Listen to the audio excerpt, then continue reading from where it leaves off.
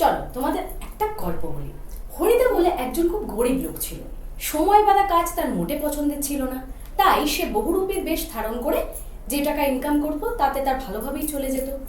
একদিন সে বাইজি সেজে রাস্তায় বের হয়, লোকে তাকে চিনতেই পারে না। সেই দিন কিন্তু তার উপার্জন অনেকটা বেশি হয়েছিল। তার সেদিনকার উপার্জন হয়েছিল প্রায় ৮ টাকা ১০ আনার মতো। আর এই গল্পটা লিখেছেন কিন্তু সুবোধ ঘোষ, আর গল্পটার নাম বহুরূপী। 2018-তে কিন্তু মাধ্যমিকে এই চ্যাপ্টার থেকে একটা প্রশ্ন আসে। চলো চট করে প্রশ্নটা দেখে নিই। প্রশ্নটা হচ্ছে, বাইজির ছদ্মবেশে হরিদা কত টাকা রোজগার করেছিল?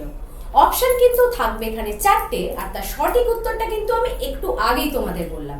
সঠিক উত্তরটা হবে ৮ টাকা ১০ আনা। সামনেই মাধ্যমিক, তাই মাধ্যমিক 2025-এর প্রিপারেশন এবং সাজেশনের জন্য আমাদের চ্যানেল মিনস একাডেমিকে সাবস্ক্রাইব করতে একদম ভুলবেন না।